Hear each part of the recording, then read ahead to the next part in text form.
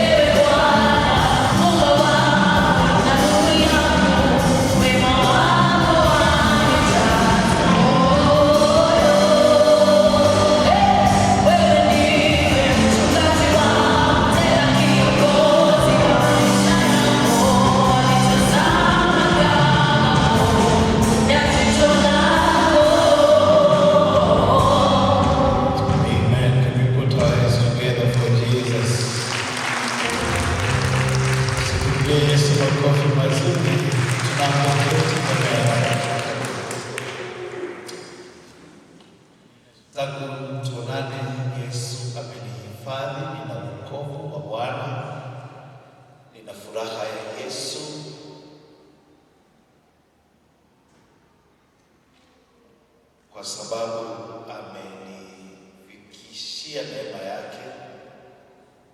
Ninasema ya kwamba isingelikuwa ni yeye, singeweza, bali nimefika ni kwa neema. Kwa hivyo mimi ni kazi ya neema ya Mungu. Nataka kuleta neno la Mungu kwa kifupi, alafu tuingie katika shughuli zingine na Bwana atatubariki. Tunasoma na tunamshukuru Mungu kwa sababu leo ni Jumapili ya mwisho wa mwezi huu wa Julai, na tunashukuru Mungu kwa sababu tumekuwa tukizungumzia mambo matatu muhimu ambayo ni kiungo muhimu katika maisha ya mwanadamu.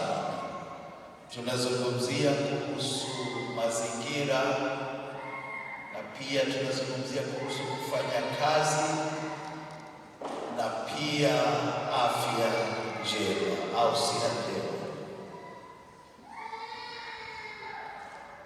Ningependa kusema hili wapendwa, kisoma katika Mwanzo mlango wa kwanza, inaendelea hivyo mpaka utangulizi wa mlango wa pili. Tunaona kazi ya Mungu katika uumbaji, na hapo mwanzo Biblia inasema ya kwamba hapakuwepo jambo, lakini kupitia maneno na matamshi ya Mungu viumbe vikaonekana. Unapoendelea unaona ya kwamba inafikia wakati Mungu, kabla siku ya Sabato ambayo ni siku ya saba, anamuumba mwanadamu au Adamu, anamuweka katika shamba la Edeni na anampa kazi. Anamwambia kwamba verses 15, the Lord God took the man and put him in the garden of Eden to work it and to care for it. Ya kwamba kitu muhimu katika uumbaji wa mwanadamu, hatuambiwi ya kwamba Mungu alimpa kijitoto kikakua kikawa mtu mzima. Biblia inasema kwamba Mungu akamuumba mwanadamu, inaashiria kwamba alikuwa ni mtu mzima. Akamweka katika shamba la Edeni, anamuuliza ya kwamba akaweza kufanya mambo mawili: kufanya kazi katika shamba na kulinda au kutumika katika mazingira yale. For this reason, humanity's ultimate responsibility to the environment, it is to steward the sea. Ya kwamba kazi Mungu alipo muumba mwanadamu, alimpatia kazi ya usimamizi, stewardship, usimamizi. Na ukisoma katika Zaburi ya 24 mlango wa kwanza, Biblia inasema ya kwamba dunia na vyote vilivyomo ni mali ya Mungu. Na hivi ni kuonyesha ya kwamba mwanadamu anawekwa katika yale mazingira, na yale mazingira hayakuwepo yake, bali alikuwa ni usimamizi. When you are asked to be a manager or a steward, there are two things that must come in your mind. Number one is that you own nothing, and what you do is delegated responsibility. Ya kwamba hauna cha kwako,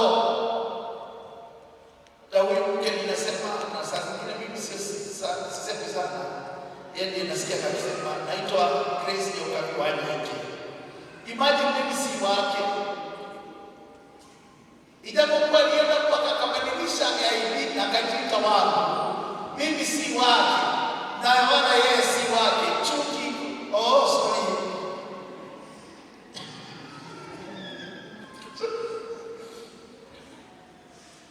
Aga neto wako umeshika. Ulize mwenzako na neto wako. Na kwa hivyo mimi I am only a steward. Yeye amepewa mimi kwake na Mungu, naye atakuwa kwangu na Mungu. Na kwa hivyo I am only exercising delegated responsibility. Na jambo la pili ni ya kwamba I will give an account to the master. Na kwa hivyo matumizi au kazi ninayoifanya lazima nifanye kwa heshima, nikijua ya kwamba nitasimama mbele ya the master ili nikaweza kupeana accountability. Na kwa hivyo tunasoma katika kitabu hiki kazi ilikuwa au mambo yalikuwa mawili: work and taking care of. Care of is what we are talking about, stewardship. But let us look at work. Kazi kabla dhambi kuingia. Ukisoma vizuri Biblia utaona ya kwamba kufanya au kutoa kazi ilikuwa ni jambo la heshima. Can you preach to your neighbor? Tell your neighbor, kufanya kazi ilikuwa ni kazi ya heshima. Ilikuwa ni jambo ambalo mtu angejivunia kufanya kazi au kutoa kazi. Ni kwa sababu gani jamani? Tunaona jambo la pili, kazi ilikuwa, it was a token of a gift from God, ya kwamba ni Mungu tu anatutunukia kwa neema, anatupatia kufanya kazi. Ukumbuke ya kwamba ukisoma vizuri, kuna viumbe vingine vilikuwa vimeumbwa mbele ya mwanadamu, lakini hawakupewa uwezo wa kuwa managers of the environment. Lakini tunaona ya kwamba lile jambo lilitumikiwa mwanadamu. Na kwa hivyo kazi ilikuwa ni kitu cha heshima. Jambo la pili lilikuwa ni kitu mtu alikuwa anajivunia. Kwa sababu gani? I am partnering with God. Yeye ndiye mwenye kazi. Yeye ndiye alikuwa wa kwanza kufanya kazi. Yeye ndiye aliumba. Yeye ndiye alichukua matope kwa mikono yake akaumba mwanadamu. Kwa hivyo kazi ilikuwa yake, na hiyo inanijalia I am only a partner or a collaborator for that matter. Na kwa hivyo jamani, ni vizuri tufahamu ya kwamba kabla dhambi ije, kufanya kazi ilikuwa ni jambo la heshima, jambo la kujivunia. Na jambo la tatu, halikuwa mzigo kama vile wakati huu. Kazi ni mzigo sana. Kufanya kazi halikuwa ni jambo ambalo unang'ang'ana. Hapana. It is something that has to flow naturally.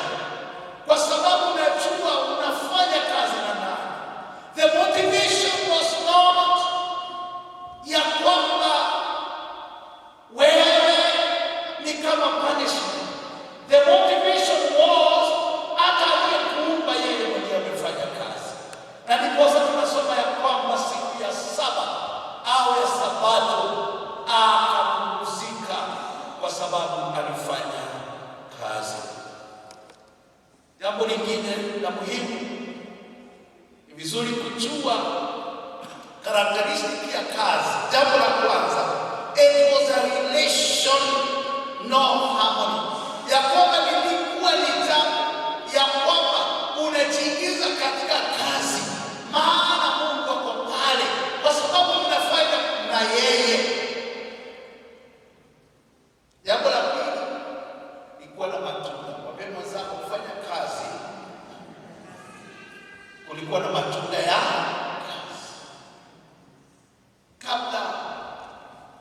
baada ya dhambi, mwanadamu anaulizwa na Mungu, kwani ulikula tunda?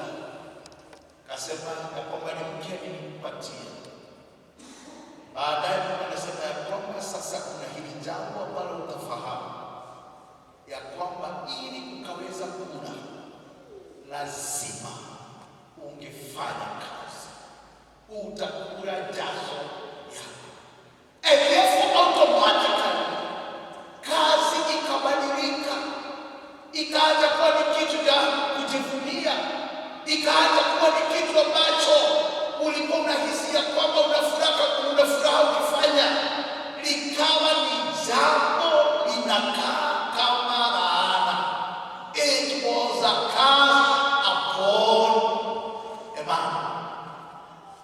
Na kwa hivyo jambo la pili, ile kazi sio lazima ingeleta matunda. Kisoma katika kitabu cha Hagai mlango wa kwanza, Biblia inasema ya kwamba baada ya watu elfu 50 kurudi kutoka Babiloni, wakaenda nyumbani Yerusalemu. Walipofika wakaanza kung'ang'ana kujenga hekalu mara tena, ikafikia foundation, wakaenda katika shughuli zingine za ujenzi wa nyumba zao na kufanya mambo ambayo itawafurahisha na kujihisi ya kwamba they have hit the jackpot of their life, and they abandoned and abdicated the responsibility of building a temple for God. Na hapa Mungu sasa ananena kuhusu nabii Hagai, anamwambia nyinyi wajinga hawa, jambo ambalo mnafanya sina busara, ijapokuwa mna manyumba mazuri na hamjengi hekalu. Kwa sababu ya hilo jambo mtakuwa mnapanda na mnavuna mavuno machache. When sin dominated, automatically labor change or work change, and it became a sin. Jambo la pili katika kufanya ile kazi ya kwamba matunda was not an automatic, sio lazima ingetokea. Na ndiposa tunaona ya kwamba kwa sababu ya dhambi sasa kukawa na miba, thorns. Songea kwa Kikuyu hakukuwa na songea kabla dhambi hii. Miba ikaanza kukua na ingine inaitwa thistles ikaanza kumea, kwa sababu dhambi imeingia. Ili ijapokuwa mwanadamu anafanya kazi, mavuno is not automatic. Hallelujah. Bwana Yesu asifiwe. Ndiposa unaona kuna watu wanafanya kazi, wanabidii sana, wanaamka saa 10 ili wapige damu waende Nairobi, lakini baada ya kufanya kazi hawawezi sema ya kwamba kazi yangu imenipatia hili na hili na hili. Kwa sababu nini? Kisoma pale Hagai, Biblia inasema ya kwamba ni kama mapato yenu mtakuwa mnapata, mnaiweka kwenye mifuko, na mifuko hii ina mashimo. Labor after sin. Lakini vizuri niseme ya kwamba Mungu ametuweka kama wasimamizi, na ni lazima tufanye kazi. Shika mkono wa jirani yako, mwambie fanya kazi. Simwambie fanya kazi vizuri. Na niseme hili jambo kwa sababu ni vizuri kuwa mwangalifu katika mazingira au mazingara ambayo unayofanyia kazi. It is important for you to be cautious of the environment. Na ndiposa Mungu anakuweka shamba la Edeni palikuwa mahali pazuri sana kabla dhambi. Palikuwa ni mahali Mungu alikuwa na wanapiga gumzo na mwanadamu, alafu anarudi anaenda mbinguni. Akishaenda sasa, yule jamaa anaachwa very lonely, lakini Mungu alikuwa anamtembelea. Palikuwa ni mahali pazuri, palikuwa ni mazingira mazuri sana. Kwa sababu mwandishi mmoja akaandika ya kwamba take care of the earth. Preach to your neighbor, tell your neighbor, take care of the earth, and she will take care of you. Are we together? Nikisoma hili au nikiwaza hili jambo, ni vizuri kujiuliza, how accountable are you with the environment? Wale ambao wako karibu katika chemichemi za mito, na tumejenga mijengo mikubwa, tunafungua siwa inaingia katika mto, kwa sababu hakuna mtu atatuliza. Sisi we are connected. Utafuta unaingia katika mto, alafu unapoenda chini unakutana na mtu ambaye hajali mwanadamu, anaona haya ni maji na ni mazuri, anapanda spinach, anapanda mwenda, anapanda bwashe, anapanda doma, kwa sababu kuna maji mazuri, lakini kuna mtu kubafu. Sorry. Salimia jirani, mwambie kuna mtu amefungua uchafu wote huko katika mto. Alafu yale maji anachukua, ananyunyizia zile mboga, alafu unaenda pale kwa soko na zile zinakuwa na kala nzuri ya green, lakini haujui ni uchafu. Bwana Yesu asifiwe. Tunaona watu mpaka serikali ingine, sijui kama ni hiyo au nyingine, kulikuwa na shida, wanatuletea mpaka sukari iko na mercury because of corruption. And let me put things into perspective. If you read it through, you realize these two things. When God placed man in the Garden of Eden, He did two things, or two words. There is what we call provision. Two things: provision and prohibition. Mungu anamwambia kwamba hapa kuna miti na yote please kula. That is provision. Anaenda anamwambia sasa kuna mtu mwingine ulioko katikati ya shamba usikule, prohibition. Sikiza. Provision, kila mtu amejaliwa hapa. Na ndiposa tunasema ya kwamba Mungu ametubariki. Mungu ametubariki na mashamba. Mungu ametubariki na manyumba. Mungu ametubariki na watu tumekodisha nyumba. Mungu ametubariki kwa njia tofauti, lakini for order to exist and to thrive, there must be obedience.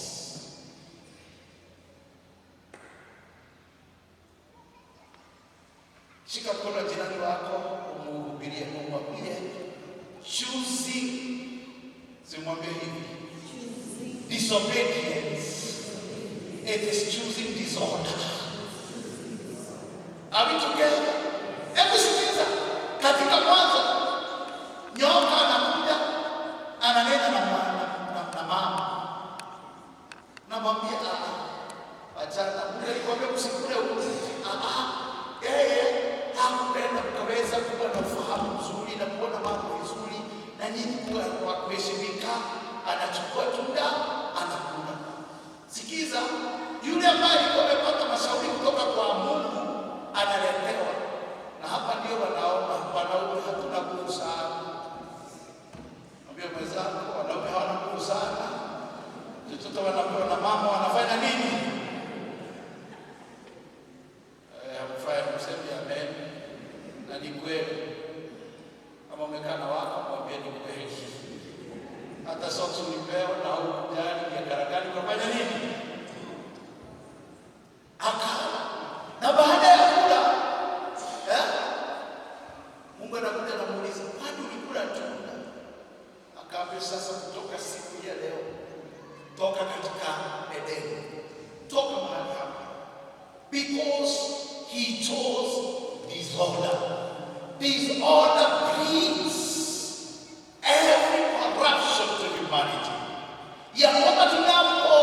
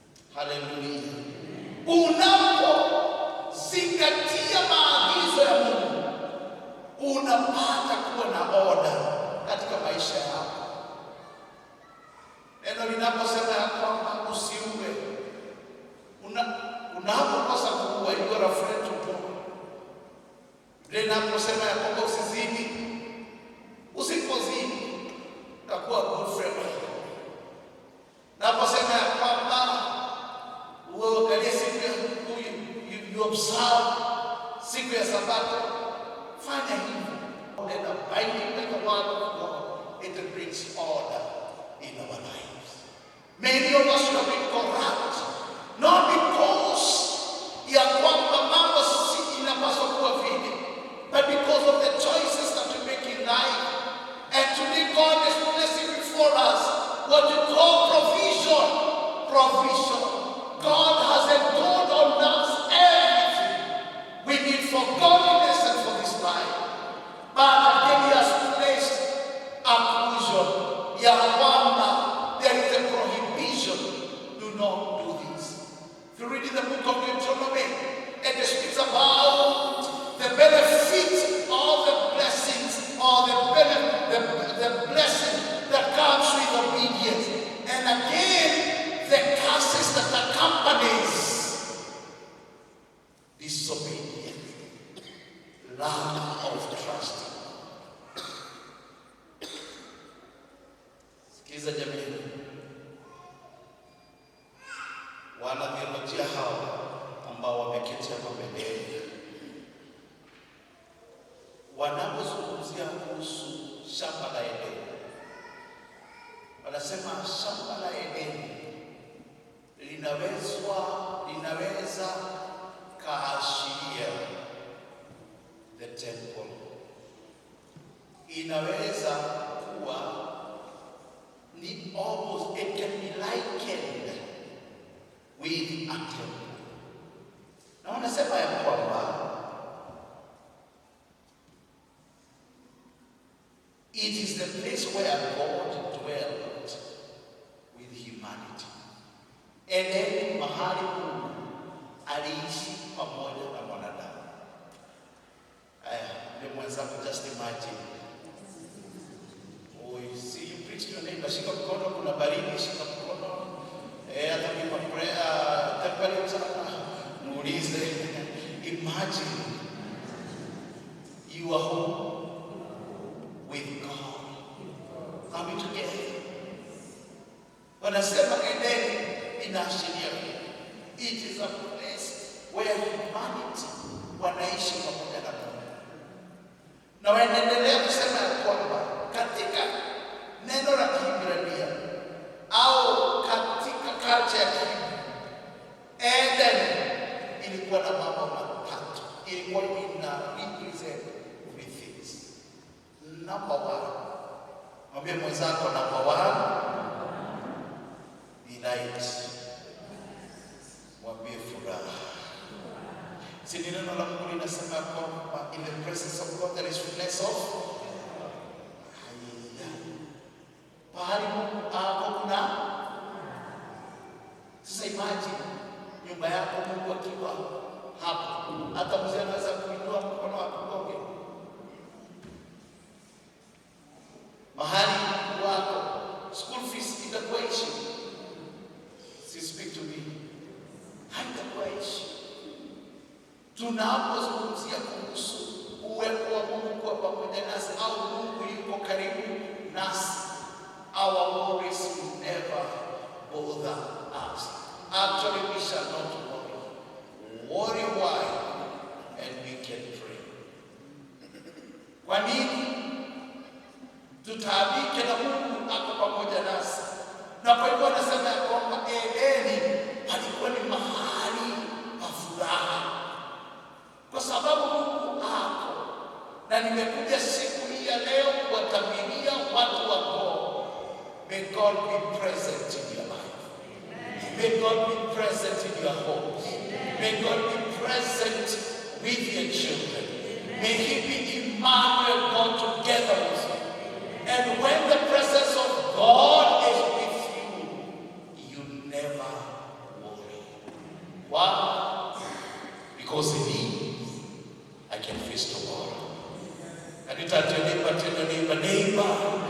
because He lives, I can face tomorrow. Praise the name of the Lord.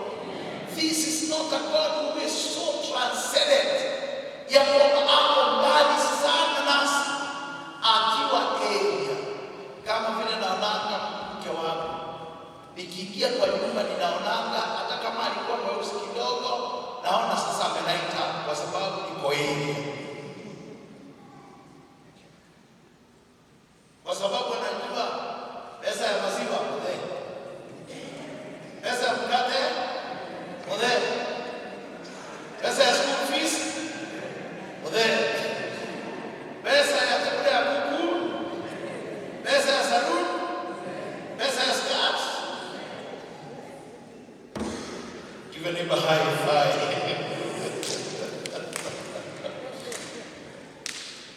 Mwambie mzee, why worry? Kama Mungu yupo, he makes all the difference. He will make all the difference. Why worry? Lazima uingie Edeni, mahali kama watoto wako wameingia katika ulevi na mihadarati. Why worry? Wapatie huyo ambaye ako karibu, ambaye ni mwanaume zaidi kuliko ya wanaume wengine.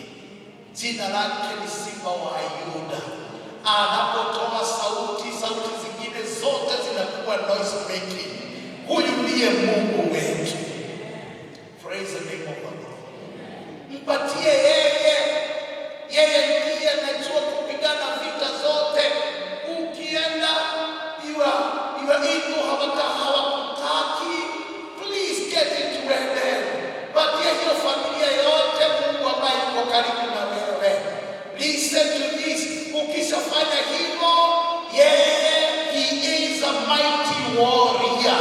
Atakupigania vita zote za maisha. Kama ni watu wanakufuta, ukufuta, siwaambie sikunifute. Actually, ambaye ni mwanzilishi wa kazi ni baba yangu. I am not a stranger before him. He knows me before I was conceived in my mother's womb. And therefore he will make sure I live better than I was here. Mwambie mwenzako, it is possible. Can you give your neighbor a high five? Tell your neighbor it is possible. Please give your neighbor, tell your neighbor it is possible. Najua tunasumbuliwa na mambo mengine, tunaona ni kana kwamba ni mulima. Kanisa, yeye sauti yake inatetemesha milima. Inatetemesha nini? Milima. Na kwa hivyo Mungu atujalie tuingie katika Edeni, mahali pa furaha. Jambo la pili, jamani, it is pleasure. Pleasure is about fulfillment. Fulfillment. And it also represents fulfillment. Many of us, we are struggling with what we call actualization. Actualization. Unafikiria kwamba ukinunua gari utakuwa umetosheleka. Ukipata bibi mweupe unafikiri utakuwa umetosheleka. Unaona weusi ni wazuri. Unapata watoto unafikiri wakienda university ndio utakuwa umetosheleka. Wanaenda university, wakishamaliza hata wanapata kazi, you realize bado man is restless until he finds his rest in God. Na kwa hivyo sikiza haya, mahali pa actualization of fulfillment, it is not in the material. It is not in the material. Actually, ukisoma katika Luke 24, sorry, Luke 12, utaona ya kwamba kulikuwa na mtu tajiri sana. Alikuwa ni tajiri, akalima vizuri, kukawa na mazao mengi, akapandua magara. Lakini sikiza, aliposema ya kwamba sasa ni wakati wangu kuketi na kula, Mungu akamuita mjinga. You do not get fulfillment of pleasure in material things. You only find fulfillment and pleasure in God Himself. Praise the name of the Lord. Unaweza kuwa ukifikiria tu hata you will never settle. Unatoka kazi hii unaenda ingine, unauza biashara hii ya kuuza gurudumu za gari, unafikiri sasa ya spare ndio iko na pesa. Unatoka ya spare unaenda mpaka sasa ya kutengeneza radiator. Ukitoka kwa radiator unasema uze sukuma. Listen, get your fulfillment in God. It's not in material. Praise the name of the Lord. And this is very practical. Angalia, wakati ambapo ulikuwa unakodisha nyumba, ulikuwa unasema wakati Mungu atanipatia kwangu, oh my kwangu, akiwa anajifungulia keki na furaha, hakuna mtu ananiuliza pesa za nyumba. At the end of the month, I'll be the happiest man or woman.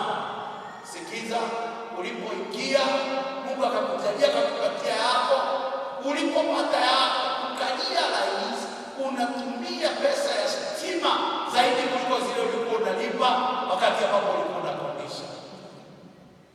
Kama huyu mke wangu. Can you give your neighbor high five? Mwambie your rest. Mwambie your fulfillment is not in the materials. Are we together? Tuko pamoja? Unaonana wale kina mama tuna anajipaka lipstick, anajipaka sijui foundation, anajipaka ingine. Baada ya foundation ni kujenga hiyo yote. Unafikiri ukifika hapo utakuwa you be the happiest woman. Ukienda hapo unalia rahisi. Hata wale wanavaa hii maneno wako na shida kuliko wewe. Unafikiria kwamba kwa sababu mtu ako na gari pale is the happiest man. Lakini sikiza, probably anakunywa tu dawa every morning hivyo kaweza kuishi. Mwambie mwenzako, can you get to Eden? But high five, mwambie get to Eden. Are we together? And the last thing, so that I finish, ni ya kwamba ukifika Eden, ukifika mahali Mungu hapo, Mungu anakupatia tulizo, anakuambia it is well with you my daughter, it is well with you my son, it is well, it is well. Umepigana vita sana. Therefore, when you get into Eden, it's a place of relaxation. You relax. Sit down. Naona tusianza sasa uanze kuimba hiyo wimbo. Wale wakikutania atukende. Tukashoka tukende. Ugendo wajua ni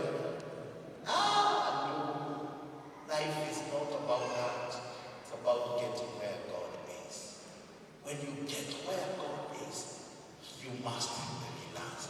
Relax. Can you tell your neighbor, Mungu lazima akufinye? Mwambie vizuri. Mwambie vizuri, lazima Mungu akufinye, baada ya relax. Are we together? Unaamka asubuhi, unaenda na unafanya nini? Unafanya nini? Unafanya nini? Unafanya nini? Unafanya nini? Unanunua nini? Baada ya wewe kwenda kule, watu hawarudi. Watoto wako wanasema ni maigoga maguta inahusu. Can you relax? Tell your neighbor relax.